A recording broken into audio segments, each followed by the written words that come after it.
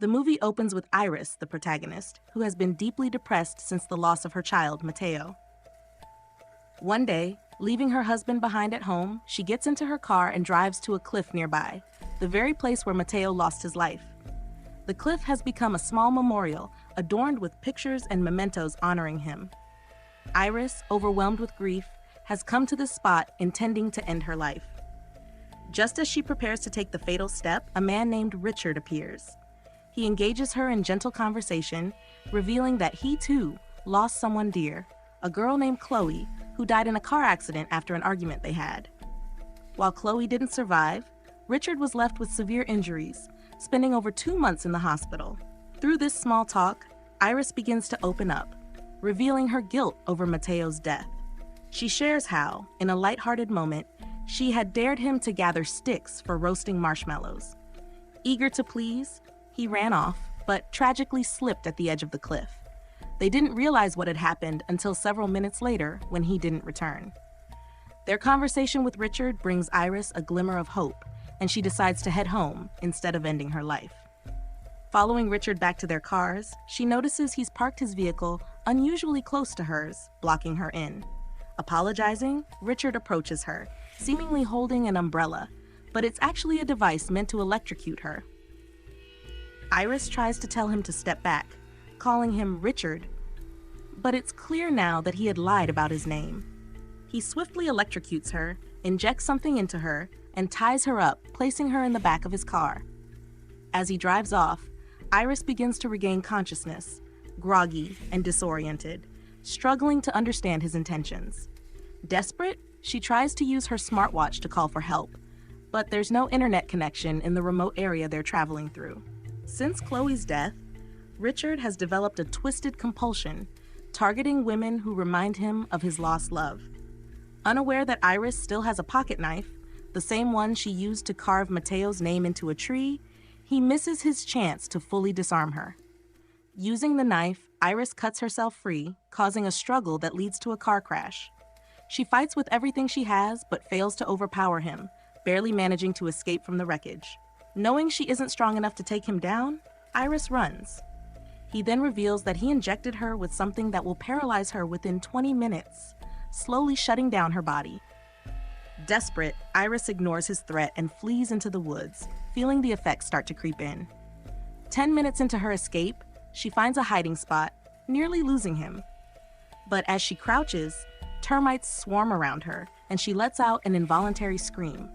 This sound gives her position away, leading him right to her. In a final act of desperation, Iris throws herself into a nearby river, letting the current carry her away. Eventually, the river delivers her to a farmland where an elderly farmer discovers her paralyzed body. Though she can't speak, she communicates by blinking. Realizing she's in distress, the old man takes her into his home and prepares to call 911. Just as he reaches for the phone, a loud knock startles him. Seeing Iris blink rapidly, he senses danger and suspects the person outside caused her harm. When he opens the door, Richard stands there, claiming he was in an accident with his wife and has lost his phone, describing Iris to a T. The old man, wary, asks him to wait outside and discreetly attempts to call 911. Before he can finish dialing, Richard forces his way inside. The farmer urges him to step outside to continue their conversation, but Richard breaks down, crying, momentarily convincing the man of his sincerity. When the old man asks his name, the intruder reveals his true identity, Andrew. Andrew tells the old man that his wife, Chloe, has a mental disorder that leaves her unable to talk or move, insisting he loves her too much to let anyone take her away. The old man, nearly convinced by Andrew's story, is about to reveal where Iris is when he hears Andrew's phone ring, exposing his earlier lie about losing it in the accident. Realizing the danger, the old man decides not to reveal Iris's location. Furious, Andrew threatens to kill him unless he discloses where she is. Panicked, the old man lies, saying she's out back. Andrew, skeptical, orders the old man to lead the way and hand over his phone to prevent any calls to 911. As Andrew reaches for the phone, the old man seizes the moment, shoving him backward. A shelf collapses onto Andrew, and the old man quickly grabs the phone, managing to call the police. A brutal fight ensues. Though the old man fights with all his strength, Andrew spots a nearby knife and stabs him multiple times, killing him. Andrew then searches the back of the house, as the old man claimed, but finds no sign of Iris.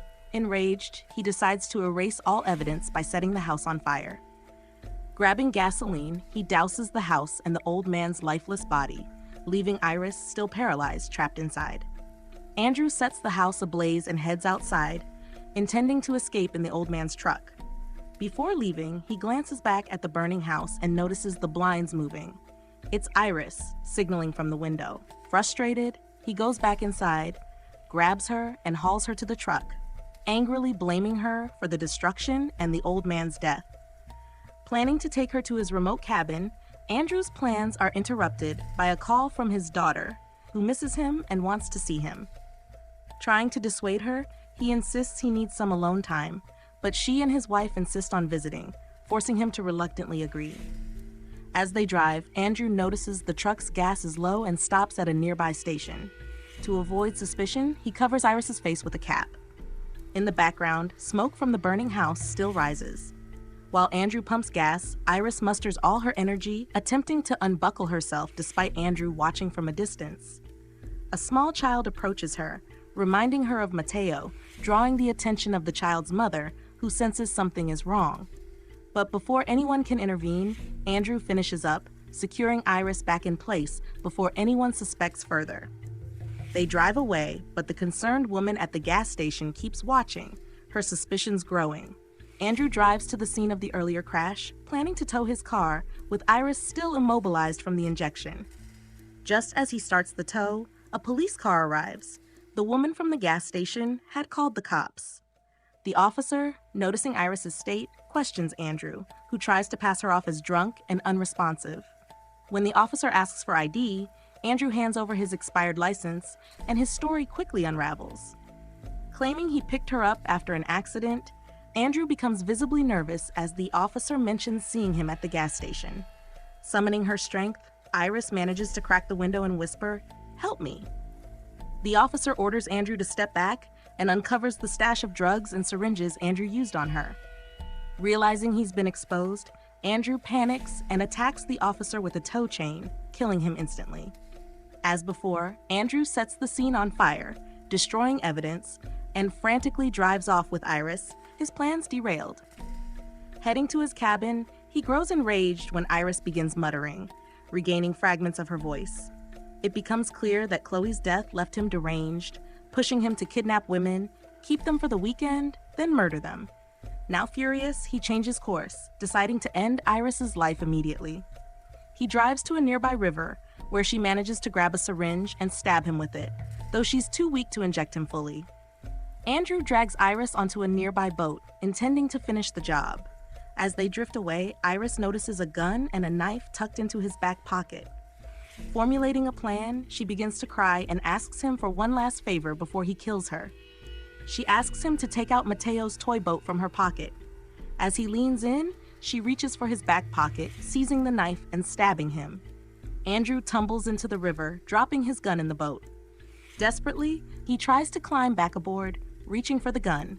But Iris grabs it first, firing multiple shots that send him reeling, struggling to breathe.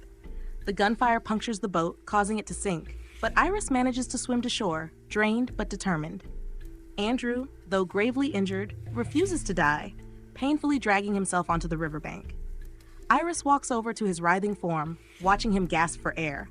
Leaning close, she coldly whispers, "Thank you," echoing the last words he'd told Chloe as she lay dying.